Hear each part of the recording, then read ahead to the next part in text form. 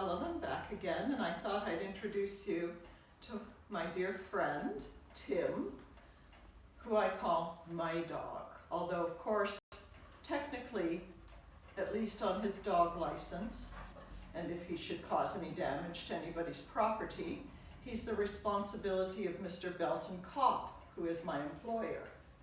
But Tim's really my dog. He spends most of his time here in the kitchen with me, under the table, or guarding the porch, or lurking about the stove if I'm cooking a roast or something else that he likes the smell of, and he sleeps on the foot of my bed. Now, during the day when I'm working, he does spend a lot of time playing with the boys, running around the property, chasing squirrels and anything else he can, and he makes his rounds about the neighborhood, but he's my dog. It's really rare for anybody in domestic service to be able to have a pet of any kind. And I feel really lucky to have him, but he came to me by default in a way. He was purchased to be a hunting dog for Master Avery-Copp, the oldest child of the family. And he was really, unfortunately, a complete failure as a hunting dog because he's that frightened of the sound of gunfire. So he didn't pan out for that, and he's that mischievous, he was forever getting into trouble. They sent him away to a training school from which he escaped and ran back home, and then finally Mrs. Copp threatened to have him drowned in the river because he was so bad. And I said, oh no, I'll take responsibility for him and I'll train him up and I'll keep him with me so he won't cause any trouble at all. Now, I haven't quite been able to follow through on that because he is that much of a mischief maker if I'm not watching him every minute. But she didn't really want to drown him in the river. She was just at her wit's end with him. So I've got him now. The family's always liked setters, and you'll see that as you go around the house. There's figurines of setters and a wood carving of a setter in the sitting room. They've always had them, but Tim's kind of a law unto himself, I would guess you would say. And I was that attracted to him, not just because he's an Irish setter, sit, but because I had a dog like this back home in Ireland and had to leave him behind when I left. That was a real heartbreak for me. So even though I knew he'd be well cared for, I missed him dreadfully. So I was that excited to be able to take charge of Tim here. Anyway, he is, though, as much of a joy as he is, I know that the Copps know that by allowing me to love this dog, they've got a hold over me. They know I'm much less likely to give my notice and move on to another job because I couldn't take Tim with me. So he ties me here. It's always good if you're working for somebody else to leave them in a little bit of fear that you might leave if you're good at your job, because they're that much less likely to do something that you won't like, and to treat you respectfully if they think they're in fear of losing you. I know they don't fear losing me now. Although there was one time when we did have words. That was before Tim's time. It was way back. We used to have the job here in the kitchen of doing all the laundry for the family once a week. And I mean all the clothing, all the bed linens, all the towels, everything for a family of 5, 6, 7 people, depending on how many were staying here, plus all the help.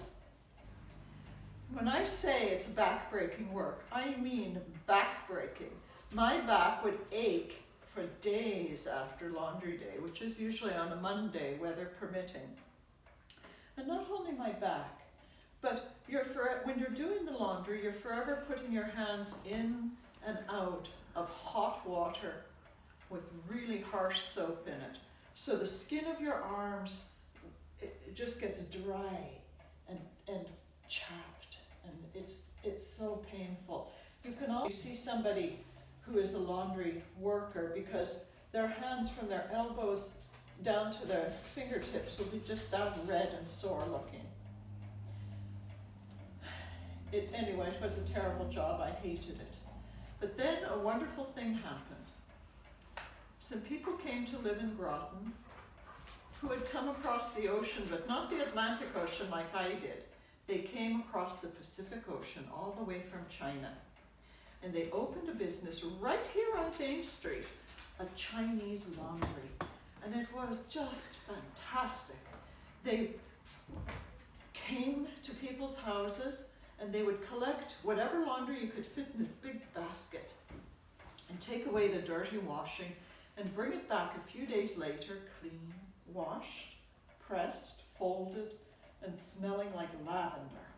And I thought, oh, we need that for this house. I wanted that so badly. And I talked to Mrs. Copp about it several times. And, oh no, Maggie, said she, we can't afford to go to that extra expense. And I thought about it, and I thought, yes, we can. You know, I don't like to say that we should be manipulative,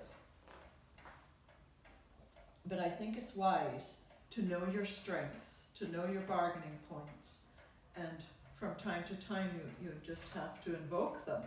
And so I decided, well, she won't do it for me, and she won't do it for herself, but what wouldn't she do for Mr. Copp? His happiness means everything to her.